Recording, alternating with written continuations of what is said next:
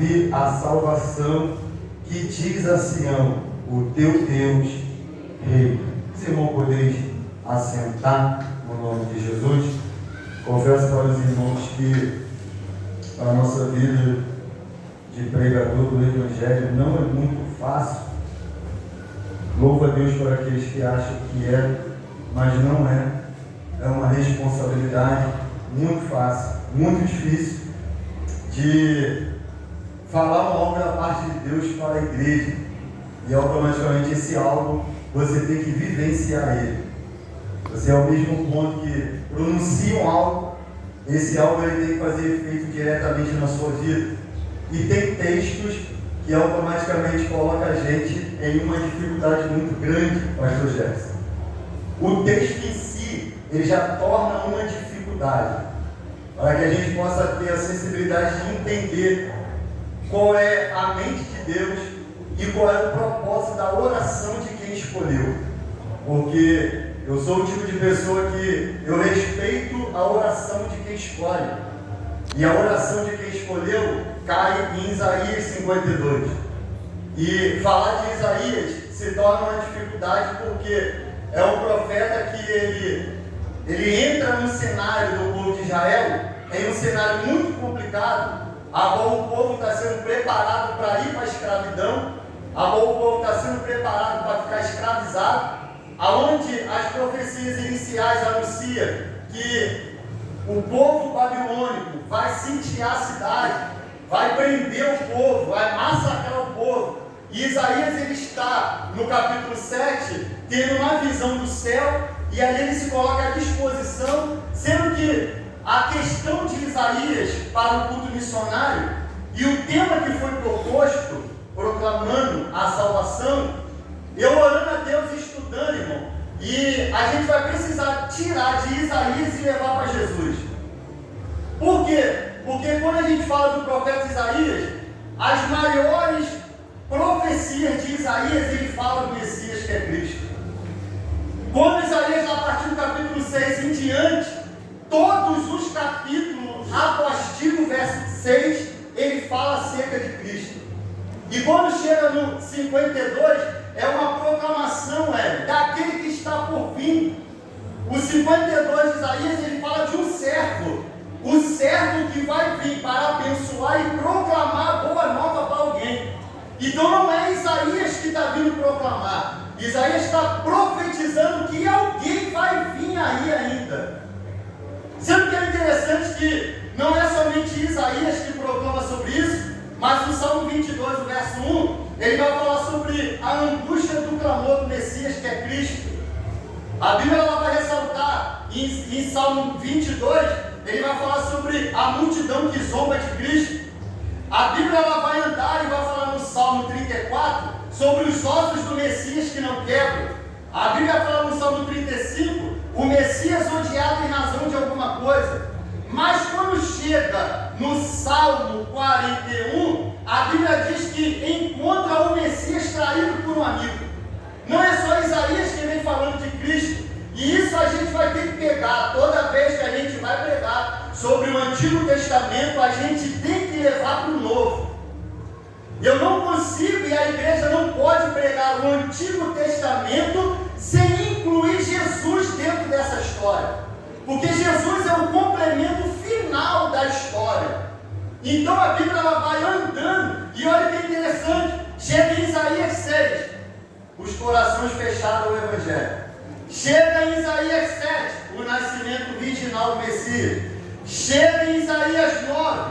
O ministério começa na Galileia. Chega em Isaías 9,6. O filho de Davi como rei eterno. Vou chegar lá para você entender. Isaías 11. A vara de Jessé. O recebimento do Espírito. Isaías 22. Cristo recebe as chaves de Davi. O poder no céu, na terra e embaixo dela. Isaías 40. O precursor de Cristo. Uma voz no deserto. E é aqui que eu começo a pregar para você. Leandro, se a gente tivesse mais tempo, eu ia falar algumas coisinhas para você. Mas a gente vai conseguir. No nome de Jesus. Tá? Isaías 40. A Bíblia diz que o precursor de Cristo escutou uma voz no deserto. E eu vou pular para Lucas, capítulo de número 3, que diz assim, ó, o verso 2: E sendo Anás e Caifás, sumo sacerdote, veio no deserto a palavra de Deus a João, filho de Zacarias. O tema, ele está falando sobre proclamando a... Irmão, ninguém sabe o tema da festividade de vocês? Qual o tema, Eduardo? Proclamando salvação a todos os povos. Proclamando a salvação a todos os povos. E entenda, Leandro, por que tu saiu de Isaías 40 e foi para Lucas capítulo 3? Porque Deus, no céu, ainda no ventre de uma mulher chamada Isabel, escolhe um homem. E esse homem, a Bíblia ela diz que Zacarias orava, André, todo dia, e dentro do seu sacrifício de trabalho, de sacerdote, fazendo seu exercício, o anjo Gabriel visitou Zacarias, no dia do seu turno, e falou para Zacarias: olha, homem, a sua oração foi ouvida, sua mulher terá um filho. Sendo que o anjo dá a característica do filho e diz: ele será grande, ele será separado, ele será cheio do Espírito Santo, e ele será aquele que preparará o caminho daquele que há de vir. E a Bíblia diz que Lucas escreve que João Batista ele cresce, e quando chega no capítulo 3 para a gente andar, a Bíblia diz que está no tempo de Anás e Caifás, sumo sacerdote, e está no tempo de Herodes, está no tempo do Império Romano. E o Império Romano é um império que abusa do poder, é um império que oprime o povo, é um império que não deixa liberdade para o povo atualmente que você tem hoje. E a Bíblia diz que nesse período surge João Batista. Mas eu vou fazer você entender essa história. Por quê? Porque quando o Antigo Testamento ele fecha em Malaquias, a próxima escrita é Mateus. De Malaquias a Mateus são 400 anos sem Deus falar com ninguém. São 400 anos de silêncio do céu para a terra. E a gente vamos precisar entender qual é o propósito de Deus para mim como igreja, na proclamação que não é minha, que é do céu. Quando João Batista, ele aparece na história, versículo de número 3, percorreu toda a terra ao redor do Jordão, pregando o que, Leandro? Se arrependa. Aleluia, Jesus. Não sei se você vai gostar, mas é um recado de Deus para mim e para você. Glória a Deus. Tem 400 anos que Deus não fala com o povo, e a primeira pregação de Deus para o povo é: arrependa-se. Talvez eu e você, como pregador do Evangelho, vamos nessa noite ter que reconstruir as nossas pregações. Por quê? Primeiro, Deus não quer aliviar o ego e contagiar ninguém. Deus não quer massagear ninguém. A preocupação de Deus é pregar o que é verdadeiro e pregar o que leva alguém ao céu. E para pregar o que leva alguém ao céu, primeiro a pessoa tem que se converter. Aleluia. Se fosse o Leandro, na época de João, eu recebendo a palavra de Deus: Senhor, 400 anos que tu não fala com o povo. Senhor, é 400 anos que o povo está sem ouvir a tua voz. Junta todo mundo. Deus tem uma palavra para a tua vida. Deus vai te dar vitória. Deus vai abrir a porta. Deus vai visitar a tua família. Deus vai visitar o teu trabalho. Deus vai prosperar ali. Se fosse eu e você. Mas como é alguém que está sendo separado do ventre, João Batista vem no deserto. Arrependa-se. Aleluia. Arrependa-se. E o arrependimento de João, no versículo diz: para o perdão dos pecados. É verdade. Primeira característica de uma pregação para salvação: arrependimento. O que é arrependimento? Reconhecimento de quem você é. Batismo com arrependimento, João está dizendo, reconhecimento do pecado, mudança de vida, atitude de pensamento. Sabe o que Paulo fala para a igreja de Coríntios? Aquele que está em Cristo Jesus, nova criatura é. As coisas velhas se passaram e tudo se fez. Sabe por que a gente não prega arrependimento? Porque a gente não é ainda arrependido. É verdade. É desse jeito. Sabe por que nas nossas pregações, nos temas das nossas festas, não inclui salvação? Porque a gente não vive ela. Só prega salvação quem vive ela, meu filho. Isso aí. Por isso que a gente escolhe temas para ser pregado, porque primeiro vai cortar para a gente que escolhe. Isso aí. E se eu escolho uma coisa que eu não vivo, eu sou o primeiro a apanhar. Isso aí. Então é melhor escolher questões que o povo saia satisfeito do que escolher uma coisa que confronta primeiro a mim. É. Isso aí. Então a questão de João não é primeiro se preocupar com quem está ouvindo. A questão de João é se preocupar com quem mandou falar. E a questão aí gera mais uma dificuldade. Se eu falo que eu sou porta-voz de Deus, que eu sou vaso, eu estou obedecendo a quem? Quem é a pessoa que eu obedeço? É Deus que me chamou ou é o homem? Ou é eu próprio? Então a questão, a atitude, abandona os seus maus caminhos e entra numa prática nova, boas novas. Aleluia. O que João está pregando muitas das vezes para mim e para você é uma palavra dura, mas a palavra dura está salvando. Aleluia. A palavra dura de João está libertando alguém. Aleluia. E a pergunta para mim e para você é: como está a nossa pregação? É. Quantos têm se salvado? Quantos têm se convertido? Quantos têm entrado por essa porta como nova criatura? A questão para mim e para você é pensar. O texto ele anda, porque a hora também anda, e ele diz assim, ó, segundo o que está escrito no livro das palavras do profeta Isaías, que diz: vós que clamam no deserto, preparai o caminho do Senhor, endireitai as suas veredas. Oh glória! Aleluia! Nós vivemos num tempo, pastor Jefferson, os vídeos que passaram falam muito aos nossos corações, mas o pregador, a vida dele também. Por quê?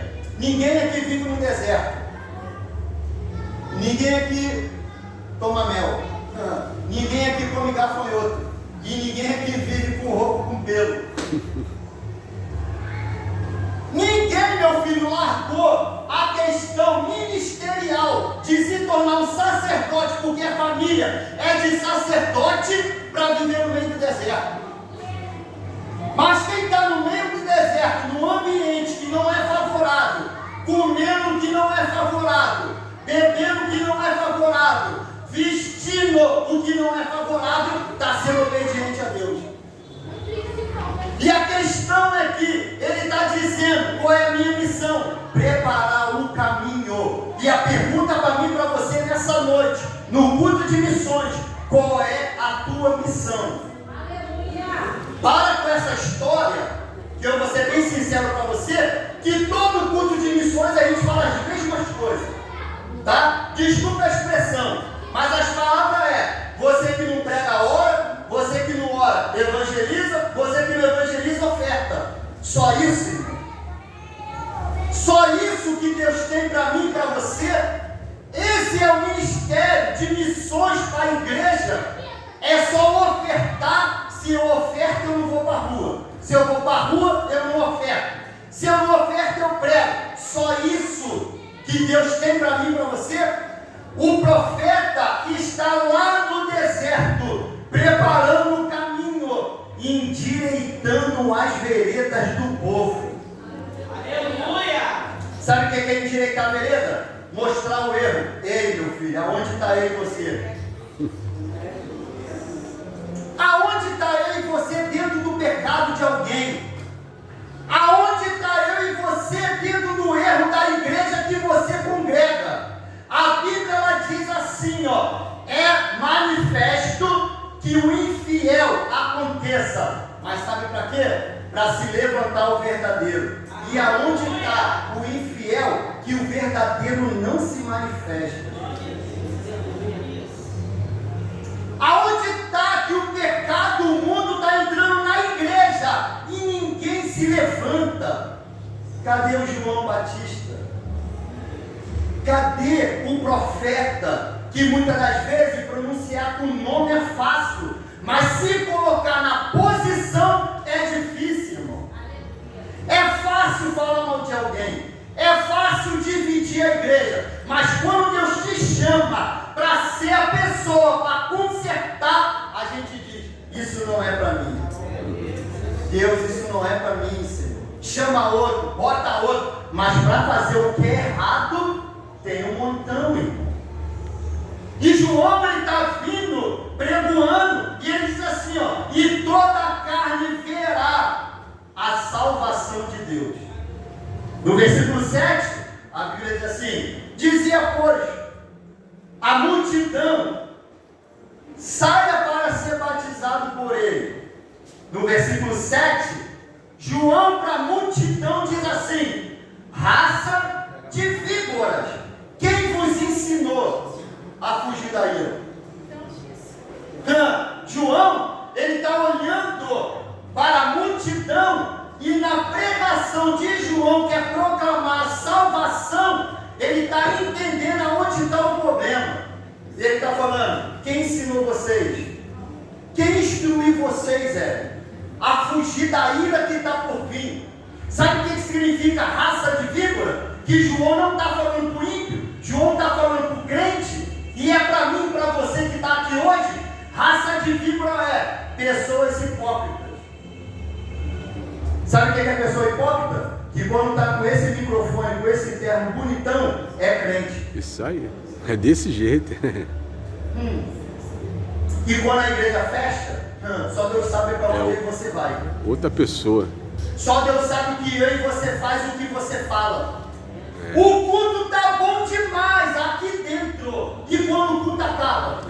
João está vendo os fariseus e saduceus visitando o batismo. Está todo mundo sendo batizado. E ele está olhando a cara de qualquer um e está dizendo, vocês são raça de víbora. Por quê? Vocês têm a lei e não vivem ela. Jesus vem pregando a mesma coisa. Mateus 23, dizendo para os fariseus, vocês não entram no reino e também não deixam ninguém entrar.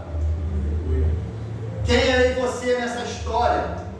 Eu e você é aquele que está só observando, ou eu e você é o profeta que está endireitando? Falar que a igreja está ruim é muito fácil. Falar mal do ministério é muito fácil. Falar mal da liderança é muito fácil. Quero ver você se posicionar e fazer melhor. Quero ver você se colocar na posição e fazer melhor, consertar o que está ruim. Mas ninguém vem. Ninguém se apresenta, meu filho. Não tem corajoso, pastor Jefferson, para se colocar na posição. Todo mundo só gosta de falar mal. Jesus está procurando nem que seja um. Jesus está procurando um sozinho, anônimo. Mas Jesus procura alguém, meu filho. E esse alguém talvez seja eu e você. E a Bíblia diz que ele anda. E olha o versículo 8. Agora, meu Deus. Versículo 8 diz assim: produzi, pois, frutos dignos de arrependimento.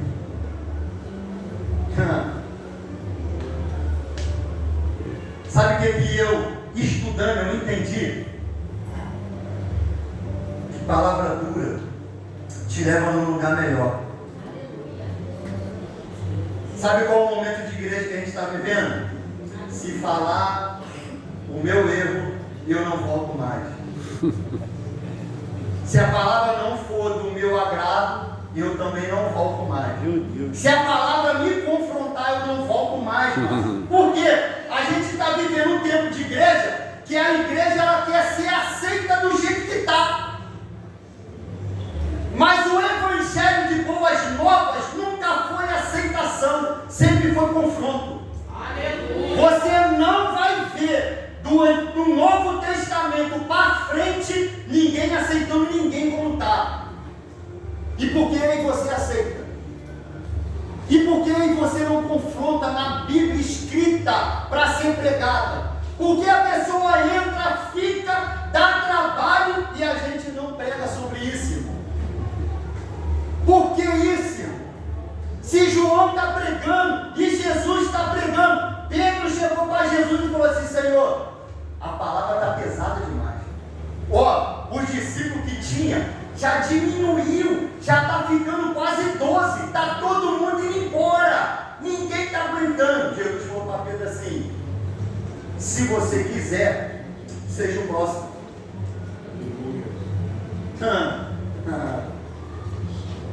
Jesus procura alguém, meu filho, que ainda zela pelo compromisso real da palavra de Deus. Aleluia. Jesus ainda procura alguém, Vinícius, que independente se a igreja vai ficar cheia ou vazia, mas prega a verdade para o povo.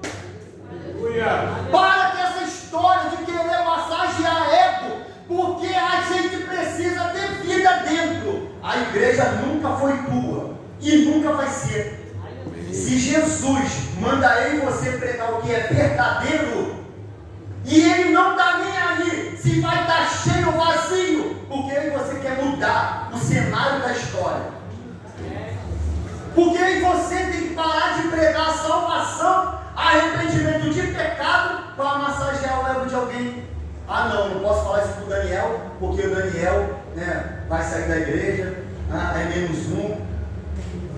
Aí olha o que o Espírito falou no meu coração dentro de casa. Se você não mostra o caminho, você é cego. E pode um cego guiar o outro cego? A Bíblia diz que os dois cairão ambos no mesmo buraco. Se eu não prego a salvação de arrependimento que nem João, todo mundo está indo por buraco. E você, pregador? E você, professor da escola dominical? E você, líder de departamento? A gente vamos ser cobrados. É verdade. E você, pastores? Que não assumem a responsabilidade. E vocês, presbíteros? E vocês, diáconos? Vocês, obreiros da igreja? Jesus vai cobrar todo mundo, porque a palavra ela tem que ser pregada conforme é, meu filho. E se a gente não prega, está todo mundo indo para o buraco. E Jesus vai cobrar o sangue das minhas mãos. Então é melhor pregar a verdade. Queira, quem ouça ou não ouça, mas o sangue não cai sobre mim. Aleluia.